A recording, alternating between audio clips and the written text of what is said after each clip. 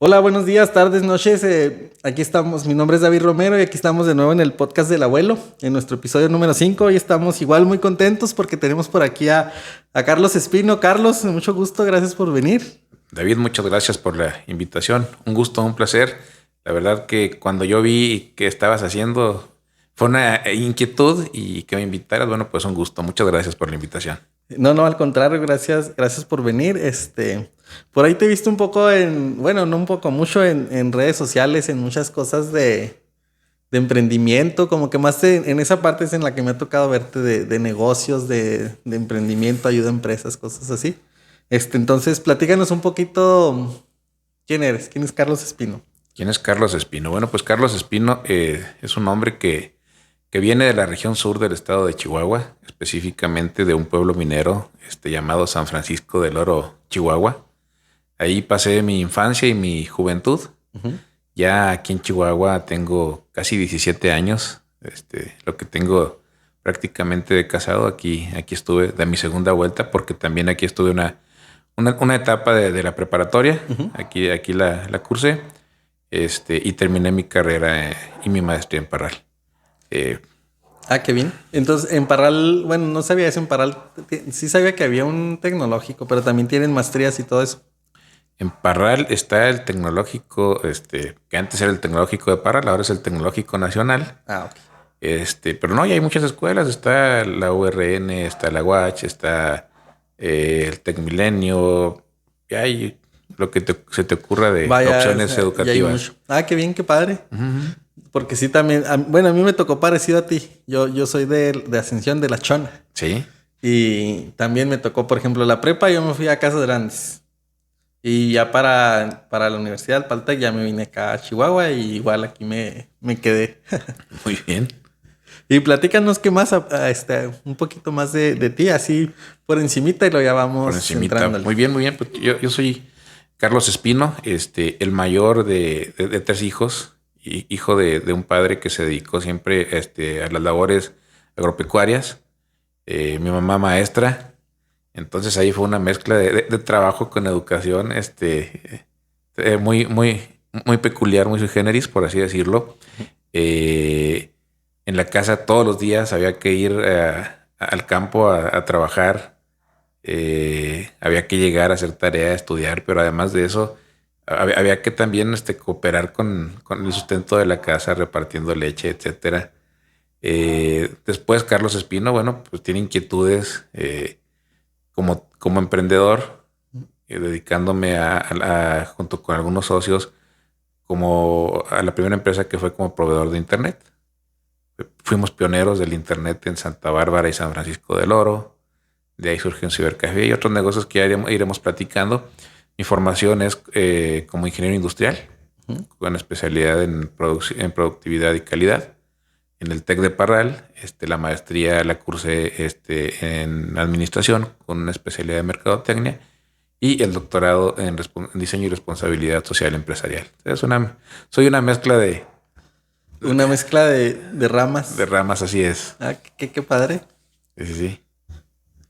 Y luego en la vida laboral, platícanos un poquitito. En la vida laboral, te puedo platicar, mis inicios arrancan como maestro en el CETIS 159 de San Francisco del Oro, nada menos con la materia de desarrollo de emprendedores y a cargo del departamento de orientación vocacional y becas ahí en el plantel. Luego surge la oportunidad de irme como consultor a Crece Chihuahua en Parral, que era una empresa de consultoría que la pone en marcha Ernesto Zedillo después del error del Del 94, 94. con la finalidad de incrementar o mejorar la productividad de las MIPIMES en el país. Y bueno, pues allí es donde yo aprendo a hacer planes de negocios, estudios de mercado, diagnósticos empresariales, a dar capacitación empresarial, etcétera. Eh, Crece Chihuahua estaba alojado en Coparmex Parral. Ujú. El presidente de Coparmex, al año de que un servidor estuvo en Crece, me hace la invitación a dirigir Coparmex, y también era presidente de FECHAC. Entonces Me tocó coordinar ambas direcciones, tanto FECHAC como Coparmex Como Parral. Coparmex, ok. Así es. Luego me dedico a hacer por algunos años de manera personal consultoría. Luego me invitan a hacerme cargo de México Emprende en Canacintra. Ahí es donde yo recuerdo que te conocí, la primera vez que te vi. Y de ahí me invitan a la Facultad de Contaduría como maestro y luego ya a hacerme cargo del Centro de Negocios de la Facultad de Conta. En ese andar, bueno, pues hay mucho que nos ha tocado vivir, exploración de ecosistemas de emprendimiento, el liderazgo. Tuve el honor de liderar como presidente fundador la Red Emprende Chihuahua.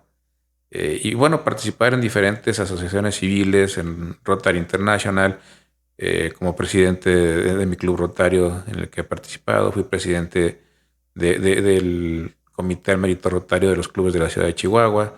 Entonces me toca participar en diversos aspectos de la vida, del desarrollo económico y social de la ciudad y del estado. Va, pues ya has andado en bastantes cosas, ¿no? Así es. Sí, como que sí has... Pues, ¿cuántos años tienes? 43 años cumplí el mes pasado. El mes pasado, no, está chavo, está chavo. Soy casado. Uh-huh. Gracias al apoyo de mi esposa hemos logrado hacer todo esto. Tengo 3 hijas, mi esposa Yadira, 3 hijas, Victoria, María Fernanda y María José, con una disparidad de edades, una de 16, otra de 7 y otra de 2 años. Válgame, las chiquitas así como que se separó mucho. Son 3 generaciones totalmente. Sí. Fíjate que yo tengo algo semejante con en mi familia. Uh-huh. Mi hermano nació cuando yo tenía como 22. Yo ya estaba casado incluso. Y en eso nació mi hermano. Mi mamá no quiso hacer ni baby shower porque le decía, no, ya estoy. Ella decía, pues ya estoy muy grande, no, me da pena. Mis hermanos también los llevo un poquito, no tanto. Ajá. El que sigue, que es ingeniero civil y minero, él trabaja en cementos de Chihuahua. Es menor que un servidor, 7 años. El que me sigue es Lauro, economista. Él le llevo 9 años. También ya tiene un doctorado en economía. Él es totalmente académico. Uh-huh. Sí. Va, fíjate que extraño como que... Porque me dices que iniciaste en el campo. O sea, que tu familia, que eso de entregar la leche y todo eso. Y al final fueron académicos la mayoría. Ahí fue una mezcla. La familia de mi mamá prácticamente fueron maestros. Mi abuelo materno Uh-huh. Se jubila como maestro de secundaria, tanto del sistema estatal como el federal. Uh-huh. Un hombre con características muy interesantes porque él empieza a estudiar después de los 30 años. No sabía leer ni escribir. Termina la primaria y la secundaria nocturna. Empieza a hacer cursos por correspondencia de radio, de electricidad, de mecánica. Y ahí consigue su primera plaza en la secundaria como encargado del taller, creo que de radio y electricidad y luego de estructuras metálicas. Y luego ya hace su licenciatura o su especialidad en dibujo técnico, que es como se jubila. Uh-huh. Pero era un hombre adelantado a sus tiempos. Lo veías todavía a sus 80 años tomando cursos de inglés como autodidacta. Fue algo muy interesante. Entonces, él era maestro, mi tía, hermana de mamá maestra, otro tío que es ingeniero civil, también se jubila de la UACJ como catedrático. Mi mamá también se acaba de jubilar como maestra de primaria. Uh-huh. Entonces, por ahí era una parte, lo vivimos en casa, ¿no? La parte académica. Y por otro lado, la parte de negocios con mi papá, que siempre fue, se dedicó a criar ganado, compraventa de ganado. Sembrábamos frijol, maíz, sorgo, vendíamos forrajes, semillas, ganado en pie. Repartíamos leche, hacíamos un poquito de todo. Entonces ahí fue una mezcla de culturas, ¿no? Sí. Ah, qué padre. Como que sí está padre que, o sea, que desde niño, ¿no? Que tuvieras influencia de muchas cosas y cosas diferentes, ¿no? Sí, y sobre todo que veías el liderazgo. Mi papá siempre me acuerdo que si estaban elegido era presidente, secretario, tesorero del comisariado ejidal, las ganaderas que se conformaron ahí, uh-huh. Llegó a ser secretario. Mi mamá siempre también que vea el comité a la feria minera y ahí está mi mamá presente. Entonces nos tocó vivir esa parte de que a ellos siempre les gustaba tener participación social. Y yo creo que, bueno, pues de ahí surgió el interés de nosotros por también ser partícipes del desarrollo social y económico Sí. del entorno. Ah, ok. Entonces de ahí viene como tu, pues sí, tu, no sé, tu interés de que, como me dices que has sido presidente de FECHAC, de Coparmex y lo aquí también en Chihuahua. Director Ah, perdón, de director. FECHAC y de Coparmex y presidente de Rotary. Ah, ok. Ah, qué interesante. Platícanos entonces un poquito más de tus orígenes, qué hacías, me dices que, bueno, ya nos platicaste un poquito que rancho y todo eso. ¿Qué hacía? Bueno, era la labor diaria en un pueblo, era primero que nada, me levantaban tempranito a ir por las tortillas, 7 de la mañana ya tenía que estar ahí. Cosechábamos también mucha calabaza y La vendíamos la calabaza. semilla de calabaza. Entonces, antes de salir a la escuela, en temporada de cosecha, había que quitar la semilla de determinado número de calabazas antes de salir a la escuela. Almorzar a la escuela. Regresaba, comíamos y me iba junto con mi papá a dar pastura a las vacas, a ordeñar. Ujú. Regresaba, repartía leche porque repartíamos leche en el pueblo, a hacer tarea y después de eso a jugar. Me encantaba salir a jugar en avalancha, en bicicleta. Y teníamos un patio grande que ahí llegaban los niños a jugar béisbol, fútbol. Sí, es como que, bueno, yo también soy de Puebla y como que sí está padre, como que hay muchas cosas que tienes que hacer Sí, y aprendes, pero también muchas que puedes hacer, ¿no? Ya en la tarde. Yo me acuerdo igual ya siempre, ya en la tarde el fútbol era de ley. aprendes a manejar muy chico, porque Así, te permite además, eres el chalán de tu papá cuando andan haciendo cosas, y lo permite la misma circunstancia del pueblo del rancho, ¿no? sí. Sí, fíjate que yo en Ascensión sí he visto niños de menos de 10 años fácil ya manejando Un servidor a los 9 me puso mi papá a manejar ahí en la labor. en la labor, sí. Sí, no, como que eso es común. Platícame un poquito del pionero de internet. ¿Cómo fue eso? Que fuiste pionero del internet en San Francisco del Oro. Fíjate que ahí fue una historia muy interesante. Ahora sí que fue un negocio que surge de una necesidad personal. Y estudiaba ingeniería industrial en el TEC de Parral. Y algunos de los días, cuando había tareas, había que irse a la biblioteca. Y a veces, o quedarte, si no había libros suficientes, a buscar la información para hacer las tareas, o bien llevarte una pila de libros en la mochila y salir corriendo por las calles de Parral hasta agarrar el camión. O la otra opción era ir a un cibercafé que estaba en la Avenida Independencia en Ciudad Parral para hacer tareas. Entonces, había un buen amigo que todavía vive en Santa Bárbara, que tenía una papelería y un centro de impresión, y él, nos daba el servicio de copiado, de impresiones, etcétera, para las tareas, y le decía, oiga, ¿cuándo tendremos internet por aquí? En una de esas ocasiones me dice, Carlos, fíjate que acabo de platicar con un ingeniero de Parral que tiene la concesión de la banda ancha de Avantel, y dice que es posible llevarnos el internet, por vía de microondas con antenas, unidireccionales con access point. Ujú. Sabía que poner antenas por los cerros para bajarlo al DNS y de ahí a un autentificador. Entonces fue una odisea porque hubo que ubicar las antenas, hubo que pedir permisos, a los gobiernos municipales y en ocasiones con los ejidatarios Ujú.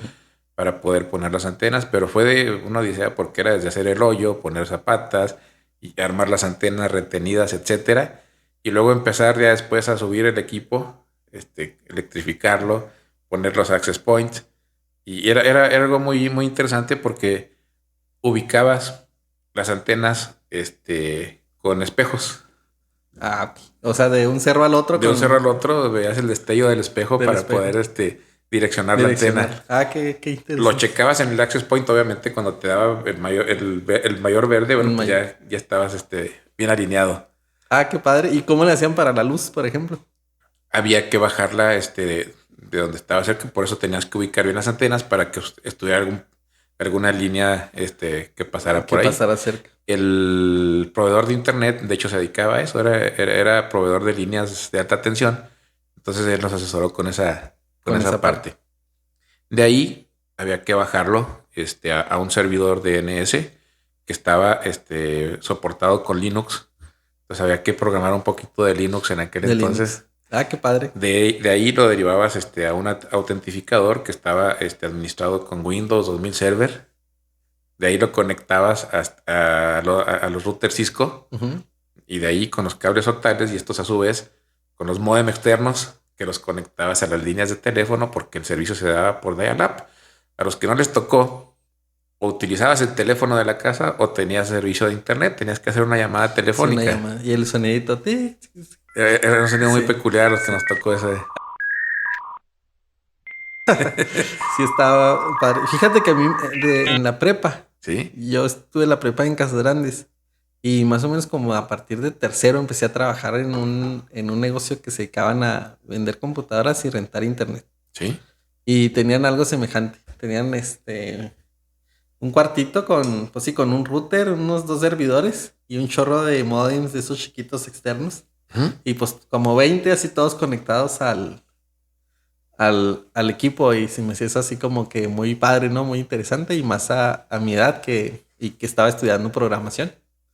Y me tocó también ir a instalar internet a las casas. Y pues sí, me acuerdo que iba en la bicicleta, agarraba la bicicleta y vámonos a las casas a configurar el internet y me tocaba así pues mucho. Pues era por llamada, ¿no? Entonces tenías que llamar y luego el sonidito y todo eso. Decía un primo, decía, es un robo lo que haces porque yo cobraba por ese servicio si se les desconfiguraba 250 pesos y era ir a poner las IPs, el número de teléfono al que se tenían que ¿Qué contactar. contactar? Y no hacías otra cosa, en 5 minutos configurabas una computadora para eso, ¿no? Sí. Era muy divertido, te digo, sobre todo como ingeniero industrial me tocó desde poner tierras físicas, porque acuérdate que el equipo digital para internet tenía que tener ciertas características de tierra, entonces tenías que poner las tierras con cobre, con alambre, que tienes que tenerlas humectadas, etcétera. Entonces fue una aventura porque aprendimos como socios, los que nos inmiscuimos en este negocio, un poquito de tecnología, de electricidad, de mercadotecnia, de ventas. Pero fue un negocio que nos dejó un gran aprendizaje porque nada más duró 8 meses. Dura 8 meses porque cometimos el error de todo emprendedor. Te casas y te apasionas con el negocio sin ver lo que está pasando en el entorno. Estamos hablando del 99-2000, que ya se vislumbraban algunas señales de la crisis previa al 2001. Que si tú recuerdas, hubo una pequeña recesión, se da la baja de los metales y la empresa minera de San Francisco del Oro cierra en esa época. Entonces, empleados de la minera, clientes de nosotros, obviamente donde baja el servicio por no poder pagarlo. A los meses, eso fue al mes y medio, a los 3 meses, cierran las maquilas textileras, la de Santa Bárbara y San Francisco del Oro, que nos tenían comprado el servicio corporativo. Entonces vendíamos más caro y bueno, pues ahí fue otro bajón de clientes junto con algunos de los empleados. Y a los 6 meses, 5 meses, cierra Champion en Parral, que era otra maquila textilera con empleados que trabajaban en Parral y vivían en San Francisco del Oro y Santa Bárbara, Chihuahua. Y también ahí nos pega un poquito y hay otro bajón de clientes. Y les servimos de estudio de mercado a Prodigy, porque Prodigy a los 6 meses entra a competir con nosotros. Cuando nosotros preguntábamos constantemente que cuándo se iban a instalar el servicio en esos poblados y decían que fácilmente duraban 2 años más en ponerlo. Entonces, nuestros cálculos decían que el retorno de inversión en 2 años ya lo había sacado en 2 años. Sacado, exactamente. Y no, pues en realidad le servimos de estudio de mercado al monstruo. Entonces hay que entender que si no tienes las antenas paradas y no estás viendo qué está pasando en tu entorno, el negocio puede fracasar. Entonces, una de las primeras cosas que yo les digo siempre a mis alumnos, a mis asesorados, es vean qué está pasando en el entorno, cuáles son las tendencias, qué crisis se avecinan, qué cambios pueden darse en la parte del marco jurídico, porque también eso puede acabar con tu negocio. Y tenemos que aprender de la historia, ¿no? Un cambio en el marco jurídico acaba con un negocio en un segundo. Sí. ¿Sí? Fíjate que a mí me pasó algo así. No acabó con el negocio porque el negocio sigue y va bien. pero sí teníamos algunos planes de crecimiento y hicimos una inversión muy grande. Ujú. Y así como que de un día a otro salió un cambio en la ley y bye. Yo siempre les platico un ejemplo que me gusta mucho. El Edicto de Milán. El Edicto de Milán, ¿qué hizo? Permitió la libertad de religión en la época romana. Ujú. Uno de los grandes negocios de los nabateos era la venta del incienso porque te obligaban a poner incienso a las deidades. Pues el Edicto de Milán te permite libertad de religión, lo cual conllevaba que ya no estabas obligado a poner incienso a ninguna deidad, y por default esta ley acaba con un negocio, siendo ellos los líderes de la producción del incienso a Del nivel incienso. mundial en aquellos años. Sino como que pues sí vienen los cambios jurídicos o los cambios del mundo, ¿no? Así es. Y si no estás listo, te pueden pegar. Tienes que ver qué está pasando. Ahorita yo siempre les digo a mis alumnos y asesorados, vean qué viene, qué modas, qué movimientos. La moda es smartphones, de acuerdo, sí, pero dentro del smartphone, ¿qué viene? Aplicaciones, hoy por hoy viene el metaverso, ok, ¿cómo vamos a vivir con el metaverso? Vienen modas y tendencias, la parte de la perspectiva de género, los movimientos LGBT, bla, bla, bla. Y que es importante que te subas a la ola porque sí vas a avanzar más rápido, ¿no? Y que te sitúes donde puedes encajar dentro de la ola que viene, ¿no? Porque a fin de cuentas, tú y yo sabemos que todo es cíclico, pero tienes que aprovechar ese ciclo como tal, ¿no? Sí, si no ¿cómo se dice? Si no te subes, te entierra la ola. Hoy por hoy hay quien dice, oiga, el movimiento gay o lésbico, es de ahora. No. Si nos remontamos a la época de los romanos, era algo de lo más natural. Si nos vamos a la época de los griegos, era parte del ser gente con estatus. Entonces, estos ciclos vienen y se van. Sí. Sí. De repente viene la liberación, el liberalismo. Vienen ideas revolucionarias que parece ser que son las que van a quedarse. Y luego vienen moralistas o conservadores que vienen y de nueva cuenta retoman otro tipo de... Si te fijas, todo ha sido cíclico en nuestra historia. De hecho, fíjate que una vez escuché, por ejemplo, en la Biblia. Sí. Dice, la Biblia son siete historias de lo mismo. Dice, ¿cómo? Ellos lo describen así como guaraches que suben al trono y zapatos de seda que bajan. O sea, como que los que trabajaron mucho y pudieron ser grandes, como los grandes reyes, Sí. y los hijos que no pudieron o no supieron mantener el poder o la civilización, y así 7 ciclos en el Antiguo Testamento. Y te lo dice los negocios, ¿no? Cómo empieza el abuelo, cómo hace crecer el negocio del papá y cómo lo truena el nieto o el hijo. El otro día escuché una frase muy padre de eso. Decía, mi papá traía un Toyota. No, perdón, mi abuela traía un Toyota y mi papá traía un Mercedes. Yo traigo un Ferrari y mi hijo va a traer, no me acuerdo qué dijo, un avión, algo acá, más fregón. Dice, pero mi nieto va a andar en bicicleta. Es cíclico. Sí. Hay que entender eso. Sí, no, sí hay que entender eso y ver, como dices, ver las oportunidades. Sí, pues de hecho algo que acabamos de vivir, ¿no? El COVID, ¿cuántos negocios quebró? El COVID quebró negocios e impulsó otros. Así es. Nos hizo cambiar nuestras costumbres. Lo que nos decían que venía en 5 o 6 años, se hizo patente de un día para otro. Las compras en línea, la educación a distancia, el home office, que nos lo tenían anunciando hace mucho tiempo. Y si alguien leyó los libros de Oppenheimer que decían, este es un loco, y decía que venía eso, bueno, no fue porque lo dijera Oppenheimer. La pandemia nos hizo que nos adaptáramos a ese tipo de costumbres y situaciones, ¿no? Yo hoy por hoy sigo comprando en línea el mandado de la casa porque ya se me hace más práctico. Ya es costumbre. Sí. Se aceleró mucho el comercio electrónico. Nos hicimos más consumistas que antes porque ya ahora todo buscamos en las plataformas o los marketplaces para buscarlo. Aunque no necesitemos lo compras, ¿no? Porque está en oferta. Pues Amazon, ¿no? Subió mucho. Amazon, Chain, Alibaba, Mercado Libre. Sí. lo que se te ocurra. Y con ello dejó negocios, como lo fue los negocios de logística y paquetería, ¿no? Que ahorita yo creo que están Sí, no les en llegó auge. mucho trabajo. Así es. Y pues sí, hubo muchos que quebraron, ¿no? Muchos quebrados, restaurantes que no se adaptaron. Restaurantes muchos. Restaurantes que se adaptaron perfectamente y vendieron más. Ah, esa no me la sabía. A ver, platícanos una. Una, viste que quebraran las alitas, viste que quebrara Carl Jr. No, no. No. Se valieron de plataformas como qué, como Rappi, como Uber. Sí, no. Se Por ahí adaptaron, siguieron vendiendo. Se adaptaron al cambio. En lugar de esperar la visita, porque pues no iba a llegar. Como que Así también, es. por ejemplo, a los salones de eventos les fue de la patada. Pero ahí hubo quien aprovechó el mobiliario y daba el servicio en las casas y hacían fiestas clandestinas que no es porque así es, eso era porque no estaban permitidas. Ajá.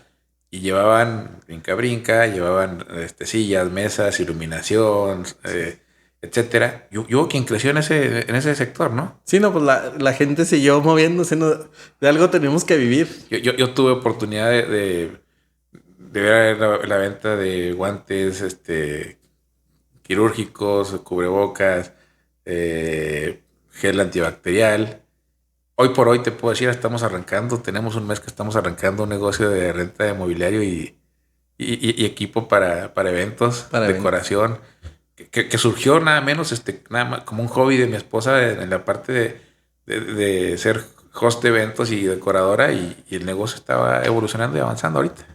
Ah, qué bien. Y luego pues apenas van a quitar el cubrebocas, ¿no? Así es. Entonces ya vienen el bodorrio. El Exacto. bodorrio. Sí, qué padre. Eh, por ejemplo, ok, te pasó la parte esta del internet y me dijiste también ahorita tras de cámaras que te metiste un poquito en manufactura. Bueno, después del internet vino a la par cuando ya compite con nosotros Prodigy, Ajá. pusimos un cibercafé. Sí. Ese cibercafé muy interesante porque no eran muchas máquinas, pero todas estaban rentadas todo el día porque no había servicio, no todas las personas en el pueblo tenían computadora, menos impresora o computadora con internet. Entonces, las computadoras tenían una hoja y la agenda estaba llena. En ocasiones cerrábamos a las 12 de la noche. Los trabajos por encargo fueron un boom, entonces fue un negocio muy rentable. Me ayudaban mis hermanos, teníamos una empleada, pero la verdad que para un chavo de 20 años, de ahí salía para los chicles y las vagancias. Sí. Sí. Sí, no para el relajo. Luego fue una locura. Después de que quiebra la empresa textilera a la que le dábamos servicio de internet, De internet. hubo un grupo de empresarios y de personas que le metieron capital a comprar las máquinas de coser y el equipo que tenía la maquila textilera. Y mi hermano, el segundo y un servidor, pues, ¿cuánto tienes? Pues tengo tanto de los ahorros y los domingos. Vamos a comprar acciones. Y yo tenía 21 años y mi hermano que tenía 14 años. Entonces fuimos y compramos también una parte de Acciones de acciones de la maquila. Ah, qué padre. Entonces fue algo muy divertido. Luego se viene un contrato muy grande con Aparel de Torreón para hacer pantalones. Y no había quien se hiciera cargo por un mes del turno de la tarde. Entonces dije, no, pues yo me hago cargo. Yo estaba a punto de egresar de ingeniería industrial. Dije, ¿qué tanto ha de ser hacerme cargo del turno de la tarde como ingeniero industrial? Buena sorpresa, ¿no? Nos íbamos en la mañana y sembrábamos, porque te digo, también sembrábamos forrajes, pasturas.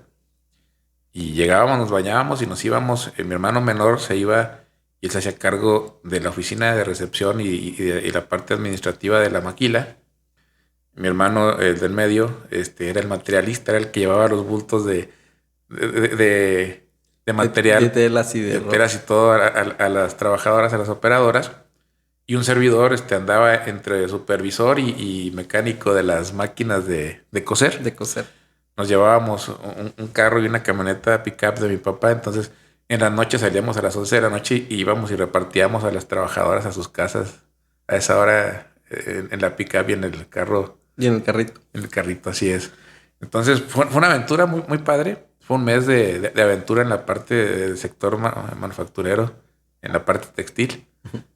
Yo creo que nos divertimos mucho como hermanos. Era muy cansado porque mi papá nos levantaba tempranito a ir a sembrar y luego de ahí nos íbamos a la A la maquila. maquila. Va, qué padre, ¿no? Entonces te digo, vivimos entre animales, entre maquinaria agrícola, un poquito de manufactura, un poquito de tecnología, porque el cibercafé estaba en la casa. Mis hermanos también se encargaban del cibercafé. Entonces te digo, fue una mezcla cultural muy interesante con mi papá en la parte agropecuaria, mi mamá con la parte de maestra. Y la vena de mi papá, bueno, pues también viene una parte de negocios. Mi abuelo paterno era un señor que se dedicaba al comercio prácticamente. Él compraba y vendía vacas, mercancía de abarrotes, etcétera, etcétera. Entonces fue una combinación y una mezcla cultural muy padre. Sí, está padre, ¿no? Pues sí, hacer todo ese tipo de cosas. Y más a la edad que tenía, ¿no? Porque pues estaban chavos. Era diversión para nosotros. Sí. La verdad que era un juego. Fíjate que una vez escuché una frase, no sé si sea de Pedro Ferriz, pero yo la escuché de él, de Pedro Ferriz de Con. Decía que qué bonita es la vida cuando trabajar es más divertido que divertirse. Era algo muy interesante porque no parábamos.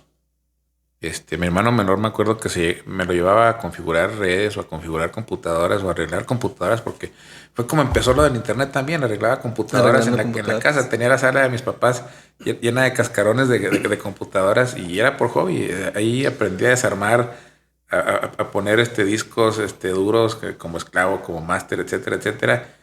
No había tutoriales, aprendías y era prueba y error. A prueba y error. Ah, qué padre. Fíjate que yo, bueno, donde trabajaba, que te platiqué, también me tocó mucho de eso. Me acuerdo que, mi patrón era un gringo que se casó con una muchacha ahí de Casas Grandes. Grandes. Y pues aquí como que puso su negocio de eso. Y él nos enseñaba y llegó un punto en que yo me dedicaba mucho a eso, a arreglar computadoras. Era lo que hacía todas las tardes. Y se me hacía muy curado, a todos se les hacía muy curado porque ya es que cuando haces una instalación y más antes del Windows 95, me tocaban mucho 98, pues tardan un chorro. Entonces yo tenía como 5 computadoras ahí instalándose y mientras arreglaba otra y luego la otra ya acababa y así. Pero sí me daban mucha carrilla porque decían, ¿por qué trabajas tanto? De una por una y que quién sabe qué. Pero bueno, a mí me gustaba y aprendí mucho. Tenías que tener los drivers Ah, sí, los drivers eran un show. En discos era un show. Si no tenías el CD-ROM, tenías que tener en disquetes. Era un arte configurar una computadora en aquel entonces. Sí, los drivers, sí, ya que me acordaba, es un show. Te digo, ya lo viví. Me aburrió. Yo dije, yo no soy técnico reparador de computadoras y hay que saltarlo. Nos fuimos al internet, nos fuimos al comercio. De ahí fuimos evolucionando, ¿no? Sí. Sí, qué padre. Ok, ahora platícame de Chihuahua, ya cuando te viniste a Chihuahua. ¿Cómo llego a Chihuahua? Bueno, la primera vez que llego a Chihuahua, llego aquí a la prepa a los 14 años. Uh-huh. Ahí te voy a contar una anécdota de cuando hablabas de computadoras y de Windows 95 y demás. Yo empiezo la prepa en el TEC de Monterrey. Ahí chateábamos por IP en MS2. Ay, esa está buena. Era muy divertido porque, a ver, ¿cuál IP tiene tu computadora tal? Y por ahí empezabas a chatear. Luego, en noviembre del 94, instalan el Windows 95 en el TEC de Monterrey, que es el Windows que conocemos ahora. Realmente no ha cambiado mucho su interfaz, ¿no? No ha cambiado mucho. Y era lo nunca visto y ir al CIT, que era el edificio de computadoras ahí en el TEC de Monterrey, y conocer el Windows 95, pues era algo sin igual, con 14, 15 años en prepa. Fue algo muy interesante. Mi segunda vuelta es cuando me caso. Después de que estuve en Coparmex y en FECHAC en la dirección, uh-huh. A la par de eso, junto con mi papá y mis hermanos, arrancamos un pequeño establito de borregas Catadín. Teníamos 60 vientres. Amanecer a las 5 o 6 de la mañana limpiando corrales, dando pastura, viendo apariciones, etcétera. Me regresaba a bañar a San Francisco del Oro y me iba a la oficina de Coparmex a las 9 de la mañana. En ese inter también hubo un restaurante ahí en Parral, entonces salía de la oficina, uh-huh. Y de ahí me iba a hacer corte de caja al restaurante. Salía a las 11, 12 de la noche y a la par estaba haciendo la maestría Entonces, mis horas de sueño eran entre 4 y 6 horas cuando mucho. El viernes había que hacer tarea y estudiar para ir a la maestría y ahí me quedaba en el restaurante. El domingo surtir el restaurante y esa fue una aventura. Por cuestiones de falta de descanso me enfermo. Me dice el doctor, le digo al doctor que tengo, dice, no tienes nada, tienes 25 años, dice. Eh, pero traía taquicardia, enzimas del hígado mal, salmonelas, bla, bla, bla. Necesitas unos 15 días de descanso. Se lo planteo a mi presidente, jefe, en ese entonces. Y le dije, ¿sabes que necesito 15 días de reposo? Y regreso. Dijo, no, tú sabes que esto no se mueve sin ti. Y ahí le renuncié. ¿De dónde? De Coparmex y De FCHAC. Coparmex. Era presidente de las dos. Y es Ok. por eso que un servidor era director de ambas instituciones, a la Ok. par. Manejaba los dos consejos y la administración de las dos instituciones. De las dos instituciones. Así es. Luego, eh, mm, el restaurante ya no fue posible sostenerlo. Quebramos con el restaurante. Me enfermo. Dice mi papá, ¿sabes qué? A mí no me gustan las borregas. Vamos a vender. Total, me quedaba mi carro que estaba pagando. Y bueno, pues ¿qué hago? Eso fue en mayo. En junio terminaba la maestría. Terminé la maestría, las materias. Y dije, bueno, tengo 25 años. Quiero hacer el doctorado. Le platico a mi hoy esposa, mi novia, en agosto creo que le dije, oye, ¿sabes qué? Creo que me voy a hacer unos meses de inglés para afianzarlo en Estados Unidos. Voy a vender mi carro y con eso me mantengo. Y en ese inter quiero buscar una beca para irme a hacer el doctorado a España. Y dice, fíjate que creo que estoy embarazada.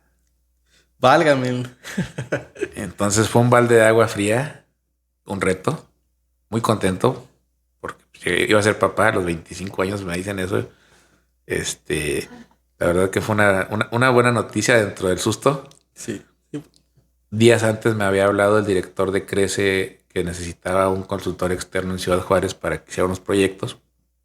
Dije, no, sabes que yo me voy a Estados Unidos y de ahí me quiero ir a España. Obviamente, en cuanto supe, le hablé. Oye, todavía tienes los proyectos Sí. que me estabas ofreciendo. Me fui a Ciudad Juárez. Trabajamos proyectos con los fleteros de transporte entre Juárez y El Paso. De ahí me trasladaba también. Empezamos a trabajar con los asadereros de Villa Ahumada. Hubo un tiempo que fuimos a Mata Ortiz, a tu tierra, para tratar de hacer empresa integradora con los alfareros de Mata Ortiz. Nos reuníamos en la estación de tren ahí de Mata Ortiz. De Mata Ortiz. Entonces conocí la cultura de ahí de la producción de ollas. Ah, qué interesante. Como consultor. Y de ahí estuve entre 5 o 6 meses en Ciudad Juárez trabajando. Juntamos para la boda y empezamos nuestra casa, tu casa, con un colchón inflable y un par de bancos de plástico como burós. Mi esposa embarazada, estudiando Derecho, sin trabajo. Y bueno, pues fue una aventura. Sí, no, como que todas esas aventuras de recién casados y eso como que hay quienes ya tienen como que la vida hecha, ¿no? Cuando se casan. Pero bueno, en mi caso igual fue así de que vamos a casarnos, órale pues, y así empezar con nada. Ahí llego a Chihuahua. Después de que limpiamos la casa, fuimos por algunas cosas que nos faltaban. Fue una importadora para comprar implementos de plástico baratos para trastes y utensilios de cocina. Uh-huh. Y al tercer día de que ya estaba la casa un poquito armada, con el colchón inflable y los bancos, me voy a buscar trabajo. Voy y busco a Jesús García, un buen amigo que fuimos consultores juntos en Crece. Así, un saludo al Jesús. Un saludo a Sí, Jesús. Fue después mi testigo de boda civil, junto con Víctor Reséndez. Y le dije, Jesús, estoy en Chihuahua, ando buscando trabajo. Me dijo, ¿por qué no haces los planes de negocios de la incubadora? Él en aquel entonces era el director de la incubadora de municipio. Sí, fue cuando cuando yo lo conocí también, cuando estaba ahí.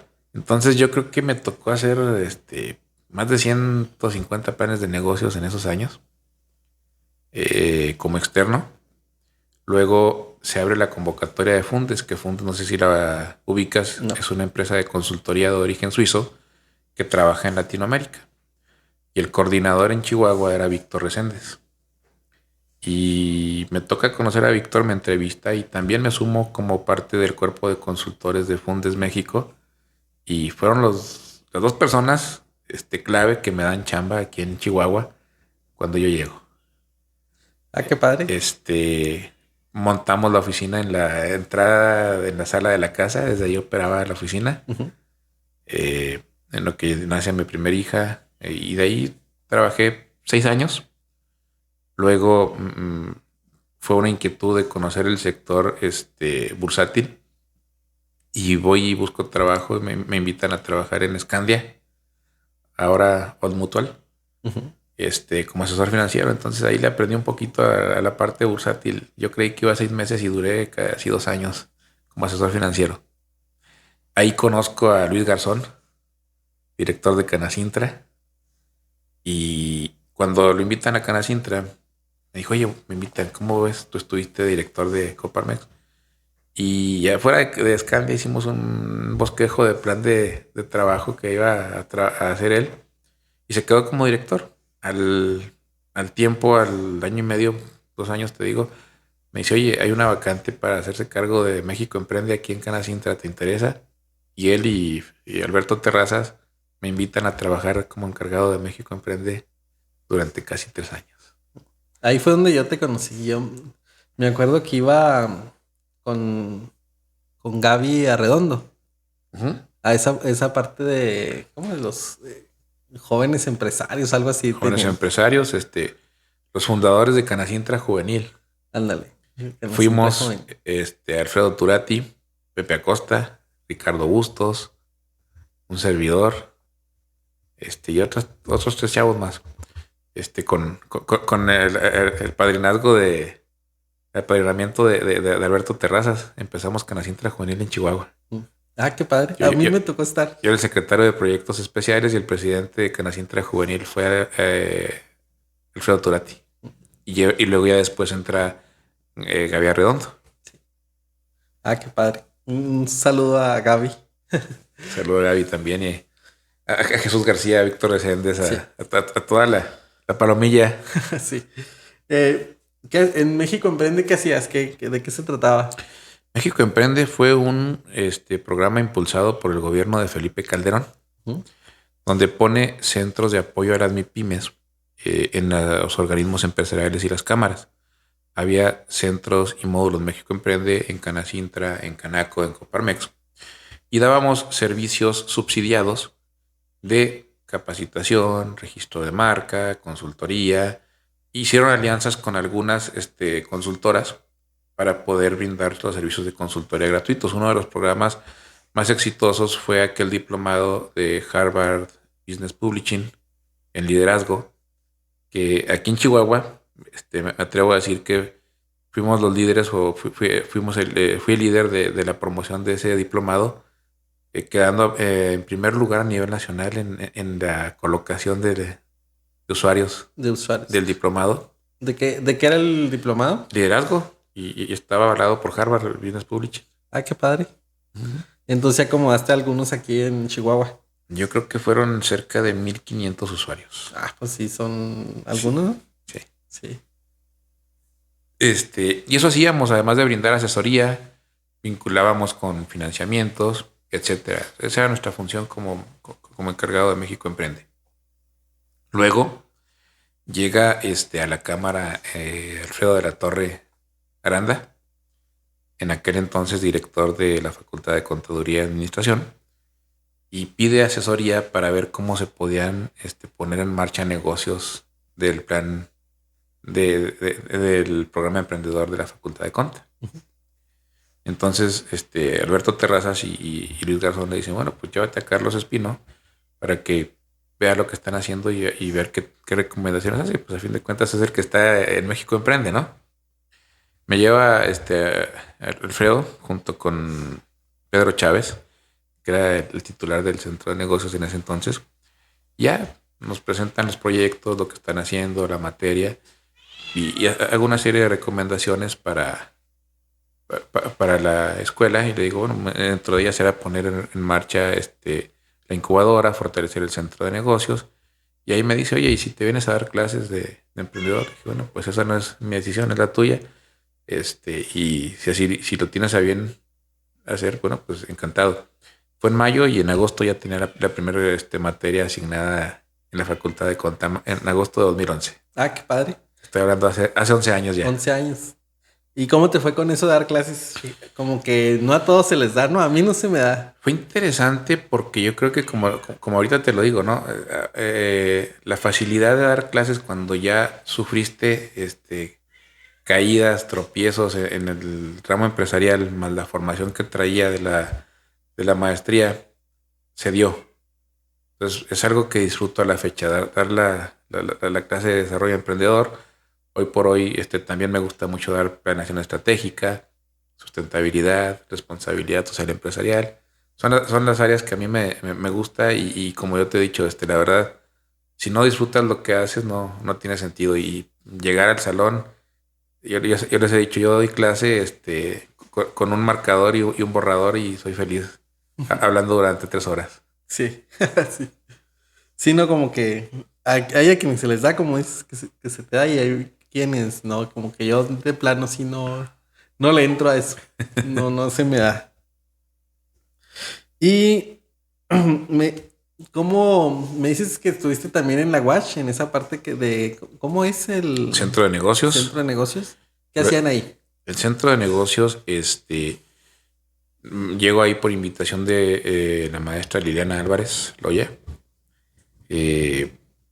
Ponemos en marcha la incubadora de la UACH. Me toca diseñar el proceso de incubación, poner hacer ingeniería en los programas de apoyo a las MIPYMES, capacitación. Pusimos en marcha un curso de verano de negocios para niños, eventos de networking, Café Emprende, Robbie Nights, la caravana del emprendedor, espacios para que promovieran los empresarios y emprendedores sus productos y servicios. Entonces se generó una dinámica muy interesante durante la administración de Liliana Álvarez.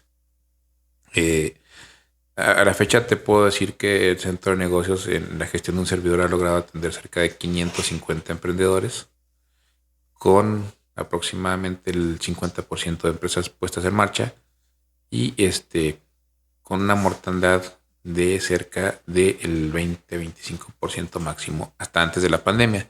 Falta revisar ese dato. Eso se hacía en el centro de negocios. Es muy poquito, ¿no? El 20%. Se revierte la media nacional. Si tú te fijas. Es muy poquito. Entonces quiere decir que cuando hay asesoría, cuando hay acompañamiento, las cosas pueden cambiar. Sí.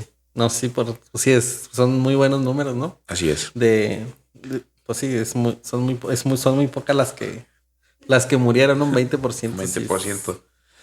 Dentro de eso, bueno, pues ya se dan otras oportunidades de participar en diferentes consejos, en el Consejo de Mejora Regulatoria, en el Consejo de Desarrollo Económico Regional, el CODER. Me invita Alberto Terrazas a su consejo de Emprendiendo por Chihuahua, donde es director Ricardo Bustos, buen amigo también que estuvo por aquí hace unos días. Ricardo Bustos. Un saludo también para el buen Ricardo y para Alberto Terrazas. Y en 2016, Maru Campos, nuestra gobernadora, pone la iniciativa en la mesa de la Red Emprende Chihuahua. Que en realidad es la segunda etapa de la Red Emprende, porque el papá de la Red Emprende, por así decirlo, los que andamos en el ecosistema, reconocemos que Jesús García fue uno de los impulsores de la primera Red Emprende en Chihuahua. Lo propone a Manque y a Maru, y Manque y Maru convocan a la firma para poner en marcha la Red Emprende Chihuahua.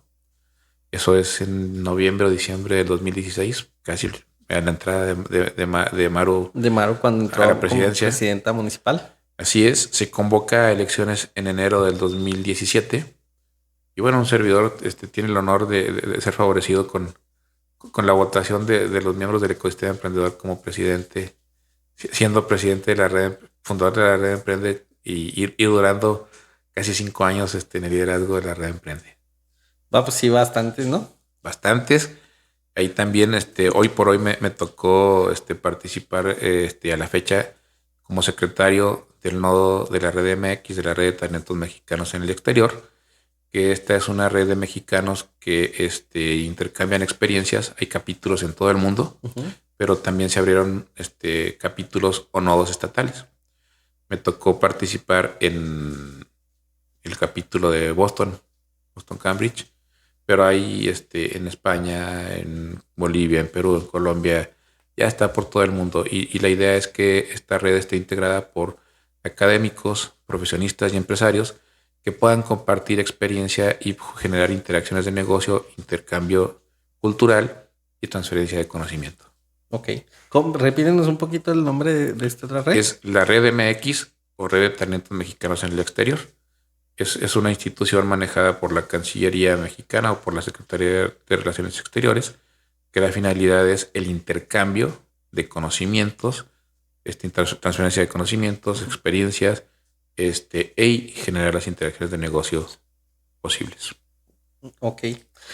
Por ejemplo, ahorita mencionaste que estuviste en varios consejos. A ver, para los que no sabemos, me incluyo. ¿Qué hace un consejo? O en los que tú estuviste. Consejo de Desarrollo Económico Regional. Uh-huh. Ahí se ponen en la mesa los proyectos que se están trabajando si hablamos de CODER Chihuahua, en Chihuahua y la región. Uh-huh.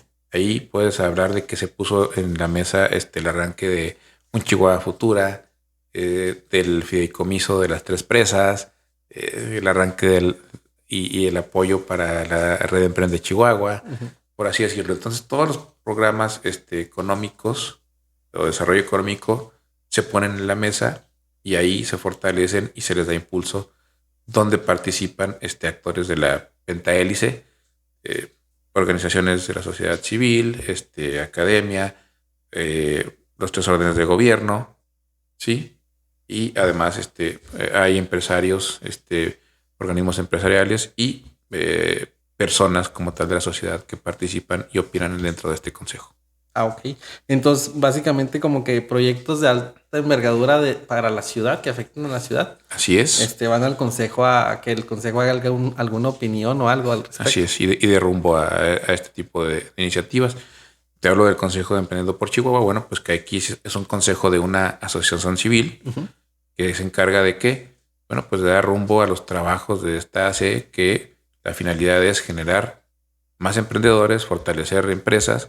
Eso hacemos dentro del Consejo de Emprendiendo por Chihuahua. Uh-huh. Me tocó también ser consejero y presidente del Club Rotario Chihuahua Amigo en el 2016-2017.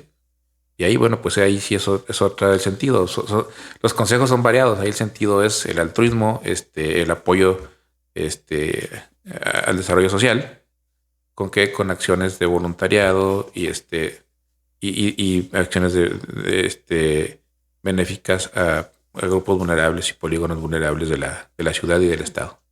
Te puedo hablar de que se apoyaron asentamientos tarahumaras, casas hogar, asilos de ancianos, etcétera. Hacemos eventos de recaudación para poder dar la ayuda a los grupos vulnerables. También tuve el honor de ser presidente del Comité del Mérito Rotario, que es un comité que agrupa o aglutina a los 10 clubes de la ciudad. Uh-huh. Y se busca reconocer a aquellas personas que dentro de su ámbito de trabajo o especialidad hacen labor comunitaria sin cobrar. Y decimos que son rotarios, que no son rotarios, y por eso damos el reconocimiento al mérito rotario, se da el reconocimiento al mérito rotario, y son personas en diferentes categorías, en la parte de arte, deportes, educación, cultura, servidor público. Son 10 categorías. Sí, son bastantes. Entonces, en esos consejos, digo, son variados. Hablarte de qué horas haces en un consejo, bueno, sí, pues administras, gestionas, organizas, aportas, das rumbo. Sí, está interesante. Y por ejemplo, platícanos del Club Rotario. Yo no sé mucho de eso, lo he visto mucho, sé que ayudan a grupos vulnerables, pero ¿qué se requiere para ser del Club Rotario? Club Rotario. Arranco diciéndote que tengo este año sin acudir a mi club. Por cuestiones personales y por otras cuestiones, tengo que reintegrarme de nueva cuenta. estaría cumpliendo 10 años ya como Rotario. Un club Rotario, bueno, sus orígenes datan ya de hace más de 100 años. Empiezan en Chicago. Su fundador es Paul Harris y reúne a un grupo de amigos, profesionistas y empresarios en diversas áreas con la finalidad de compartir experiencias, pero de ahí surge labor social. Y se llama Rotary porque rotaban la sede de reunión en sus casas o sus despachos, y por eso Rotary. Esto se hace grandísimo. De ahí se desprende lo que hoy tenemos como la Fundación Rotaria, que la Fundación Rotaria, una de sus principales actividades es acabar con la polio en el mundo, que creo que ya casi se logra. Creo que ya teníamos un 0.03% de polio en el mundo. Uno de los principales benefactores de la Fundación Rotaria es Bill Gates. Como Rotario tienes la obligación de aportar una determinada cantidad, $100, $200 anuales para la fundación, pero además las cuotas del club, más las cuotas a los eventos recaudatorios que realizamos. Okay. El Club Rotario sesionamos cada semana. Además de ser un club de amigos, es un club de servicio, pero también cada semana se lleva un invitado que da una plática en diversos temas. Una semana hay un médico que te está hablando de cirugía de órganos internos, otro hay un economista, otra semana hay un experto en arte, etcétera. Entonces la idea es que además vayas incrementando tu acervo cultural, porque se llevan capacitadores o ponentes cada semana, y en asuntos generales trabajas con los proyectos de beneficio social. Ah, qué interesante. Sí, ¿cómo se dice? Fíjate que yo pensaba que era algo así como que por invitación, o sea, que no puedes ir y yo quiero entrar, como que... Comúnmente es por invitación, okay. Pero también puedes manifestar tu interés en participar. Mi padrino, a quien mando un saludo, Víctor Santini, maestro de la Facultad de Conta, fue el que me invitó hace 10 años. Y también ya el año pasado se retiró del rotarismo, pero fue él quien me inculcó y me enseñó la labor rotaria. La labor rotaria. Padre. Ok, ¿en qué andas ahora? ¿Qué andas haciendo hoy, en estos días? ¿Qué ando haciendo hoy? Sigo siendo catedrático. Hoy por hoy acabamos de arrancar también un negocio familiar que surge como un hobby y una terapia ocupacional como familia en la pandemia, que se está convirtiendo sin querer en un buen negocio, que es la parte de eventos y de renta de mobiliario, equipo y demás. Y ha sido muy interesante porque en estos días que lo arrancamos tiene muy poco que estamos dándole forma, y parece que va arrancando bastante bien y eso nos da gusto. Qué padre. Y qué bueno, ¿no? Que ya podemos hacer todo eso ahora que no está la pandemia. Me ocupo de mi familia. Es interesante porque participamos todos, mi esposa, mis hijas. Entonces, que fue la idea también de fortalecer el negocio, que las niñas supieran de dónde sale el dinero y que tuvieran el amor al trabajo. Sí, no, hay ahí algo interesante, ¿no? Como que es importante que los niños desde chiquitos los pongas a trabajar porque como que ya de grandes es más difícil. Yo les decía que yo, como mi papá siempre me tenía trabajando y yo no tengo a mis hijas trabajando en un negocio propio. Entonces de ahí surgió. Comentaba y le decía a mi esposa, oye, yo conocí levantarme tarde hasta que me casé porque mi papá no nos dejaba levantarnos tarde. Si nos íbamos de fiesta, nos levantaba más temprano a trabajar en la labor. Sí, no, como que esa parte eran duros bueno, mi papá también así como que... Yo me acuerdo, por ejemplo, esas de que llegas de la escuela y te pones a ver la tele, las caricaturas. Que no llegara mi papá y me hubiera sentado viendo la tele porque, órale. Yo le decía a mis papás que se inventaban qué ponernos a hacer. Era limpia el patio, limpia el garage, ve y lava la camioneta, lo que se te ocurriera, ¿no? Sí, no, como que ahora qué te pondría a hacer. Sí, se inventan qué ponerse a hacer. Dentro de esto también, en la parte de emprendimiento, hemos tenido la fortuna o experiencia de ir a explorar ecosistemas de emprendimiento en diversas latitudes. Ah, qué padre. ¿A dónde fueron? Me tocó ir a varias misiones en Nuevo México. Ujú. Eh, Fuimos a Chicago también con México Emprende. Vimos qué estaba pasando ahí. Fuimos también a conocer el ecosistema de Boston Cambridge. Ahí nos tocó visitar Harvard, el MIT, Bentley University, Babson College, por mencionarte algunas. Y bueno, pues fue algo muy padre porque nos tocó estar en el Media Lab del MIT, conocer qué estaban haciendo, nos platicaron todo lo que se va haciendo en el Media Lab y cómo es la tecnología que vemos en el mercado 10 o 20 años después. Este, en Harvard, pues, estuvimos platicando con la gente que hacía, fuimos a ver si podíamos traernos el método del caso de Harvard Business Publishing, lo exploramos también y quedaron buenos contactos y bueno, como experiencia, ¿qué te puedo decir? Boston es interesante porque es una cultura que está enfocada en el desarrollo de conocimiento, Ujú. pero aplicado, porque de ahí surgen grandes startups. Es algo muy interesante de Boston. De la mano con una cultura donde tú veías gente que colabora entre ellos, no se cae en el conocimiento, no hay cero en el conocimiento, pero también ves en los cafés gente leyendo constantemente y todo el día ves gente haciendo ejercicio. Son unos preocupados por el mantenimiento de su salud, porque ves siempre corriendo, caminando gente a toda hora, desde las 6 de la mañana hasta las 12 de la noche. Ah, qué padre.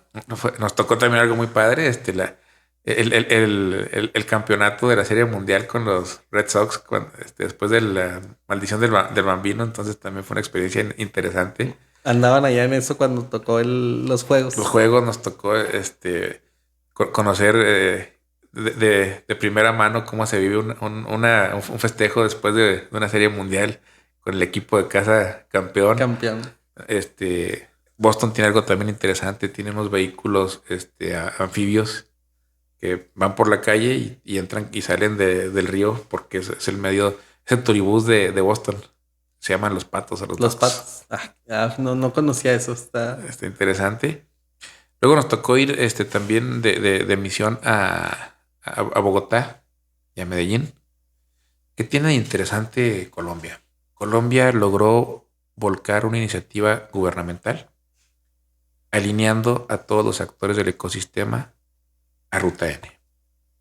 Ruta N es un centro de innovación que se puso en marcha en la zona norte de Medellín. Y fue una estrategia de desarrollo económico, pero también de rescate social, rescatando el espacio como tal, porque en tiempos de Pablo Escobar fue la zona más conflictiva de la zona norte de Medellín. Ujú. Entonces, hasta ahí llega el transporte el metrobús o el metro, que es el Transmilenio, y Ujú. también de ahí sale el teleférico, pero justamente converge ahí en el centro de innovación de Ruta N. Pero lo interesante es que llegabas tú a Bogotá y a Medellín, tanto a una cámara empresarial, a una universidad, a una incubadora, a una aceleradora, a una comunidad de emprendimiento, y todos tenían algo que ver con Ruta N. Interesante porque ellos, su objetivo era, o es todavía, porque su plan lo hicieron a 25 años, uno de sus objetivos principales era dejar de tener operadores de maquila tradicionales como los hemos tenido aquí en Chihuahua. Y ellos querían tener maquiladores de software.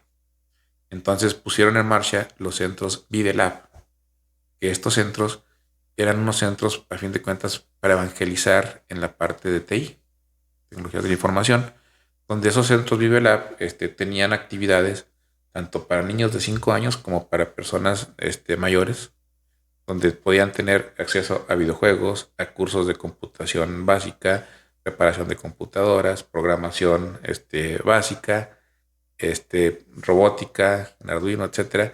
Entonces la idea es que la población fuera teniendo ese contacto con las tecnologías de la información para empezar a cambiar la mentalidad y la cultura del colombiano y poder generar operadores en lo que el desarrollo de software y tecnología respecta. Interesante, porque de la mano con esto ponen, en lugar de secretarías, ahí les llaman ministerios, Ujú. que ponen el MINTIC o Ministerio de Tecnologías de la Información. Entonces el gobierno colombiano le dedica un muy buen porcentaje de su presupuesto al desarrollo de tecnologías de la información y a la cultura al fomento de la cultura de las tecnologías de la información. Pero todos convergen de una u otra forma a Ruta N. Muy interesante volcar una iniciativa país donde todas las instituciones y los órdenes de gobierno pueden llegar a tener algo que ver con esta iniciativa. Qué interesante.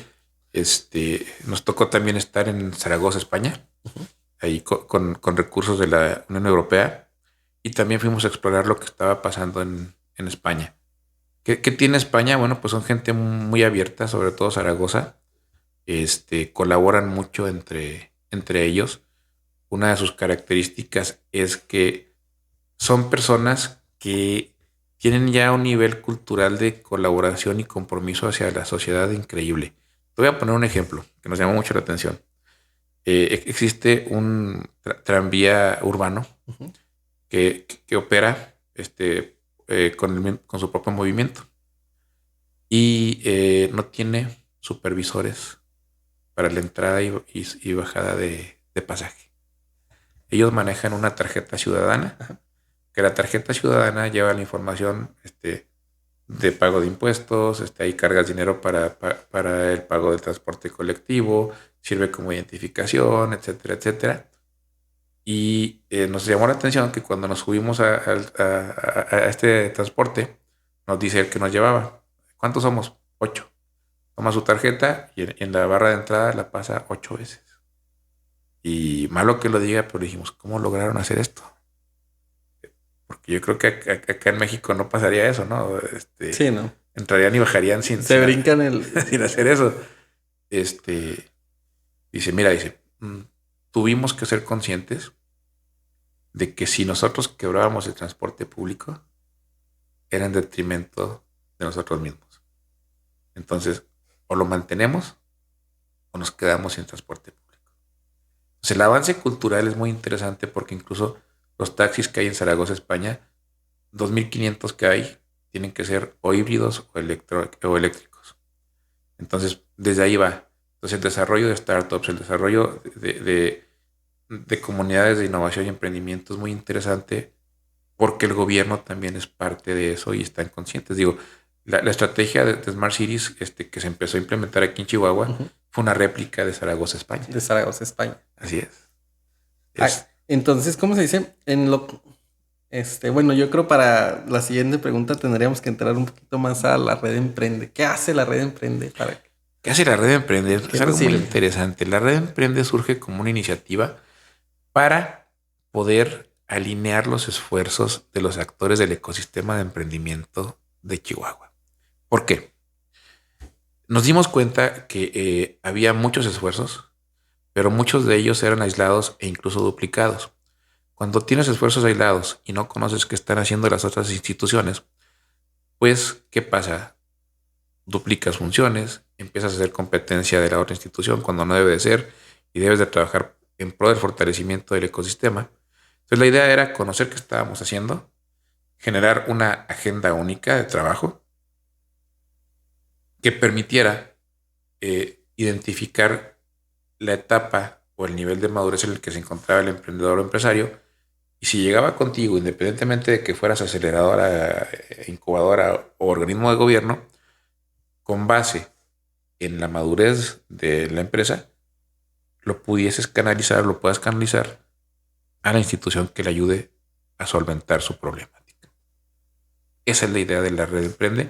Además de empezar a abrirnos al mundo, Uh-huh. ¿sí? La red Emprende sirvió como ejemplo.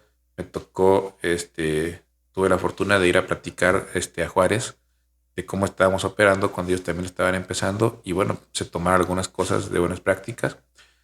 Fuimos los impulsores de la red Emprende Tabasco, tal cual, transferimos el modelo de operación, entonces ya brincó Chihuahua, es interesante, entonces creo que lo que viene es convenios, creo que lo que viene es seguir replicando este modelo, que ya hay una iniciativa con Ricardo Bustos también de que vamos a replicar el modelo en las principales zonas económicas del estado de Chihuahua, junto con FECHAC. Junto con Pichac. Ah, qué padre.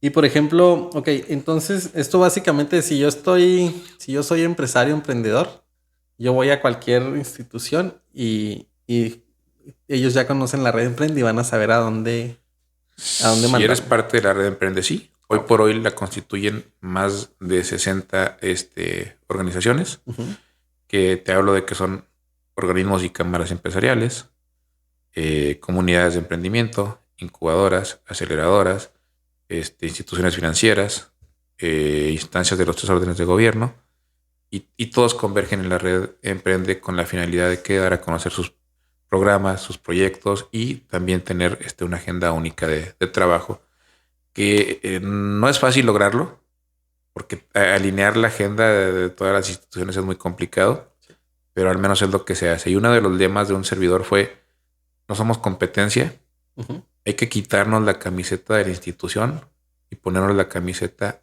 del ecosistema emprendedor de Chihuahua, porque en la medida en que fortalezcamos el ecosistema emprendedor de Chihuahua, tenemos más oportunidades y todos ganamos. Qué padre que estén haciendo eso. Y pues sí, nos ayuda.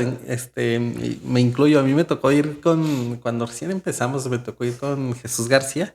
Sí. Y por ahí él nos canalizó con Ricardo Bustos, fue donde lo conocí y nos ayudaron a hacer planes de negocios, cosas así. Y también nos tocó ir a la Secretaría de Economía. ¿Cómo no? Ya ves que ahí, no sé si todavía, pero en aquellos tiempos, ahí podías hacer el registro de marcas. Como que una vez al mes venía alguien de Monterrey a ayudarte con el registro de marcas. Cada 15 días venía un representante del INPI. Que en su momento, previo a esa agenda, también tuvimos apoyo en México Emprende para el registro de marca. También tienen, fíjate que también escuché que también tienen programas para registro de los códigos de barra, ¿no? Eso lo tiene ahorita el gobierno del estado por medio de la Dirección de Comercio, o Dirección de Emprendimiento, que ahora dirige Jesús García. Tienen apoyo para el registro de marca, para el código de barras, para la tabla nutrimental. Hay mucho que hacer ahí en la dirección que tiene a su cargo Jesús García. A ver, recomiéndale que a la gente, si tú quieres emprender y quieres saber qué pasa, qué hay en el ecosistema emprendedor, ¿a dónde van? La primera instancia que creo que deben de tocar es gobierno municipal, o bien la Dirección de Emprendimiento del gobierno del estado, para que de ahí los canalicen a la institución que más les convenga. Porque si es un emprendimiento tradicional, bueno, pues ya los despacharán a la Guacha, a la ULSA. Si es un emprendimiento tecnológico o de alto impacto, pues lo despacharán al TEC de Monterrey. Yo creo que es lo más factible, acercarse a las instancias gubernamentales. Ok. ¿Algo que quieras agregar ya para finalizar? Pues nada, un gusto estar contigo. Gracias por la invitación. Siempre es un placer platicar un poquito de lo que nos ha tocado vivir. Te digo, una de mis filosofías de vida es disfrutar lo que hago. Si no disfrutas lo que haces, no tiene sentido, porque a fin de cuentas a eso venimos a la vida, a ser felices. Sí. No, pues muchas gracias por acompañarnos, por esta plática, todo lo que nos platicaste, muy padre, pues ya saben a dónde acudir si tienen alguna duda o algo con algún emprendimiento, dónde les pueden ayudar. Y bueno, los esperamos aquí para la siguiente, y muchas gracias. Pues muchas gracias, Carlos. Muchas gracias. Buenas noches. Buenas noches.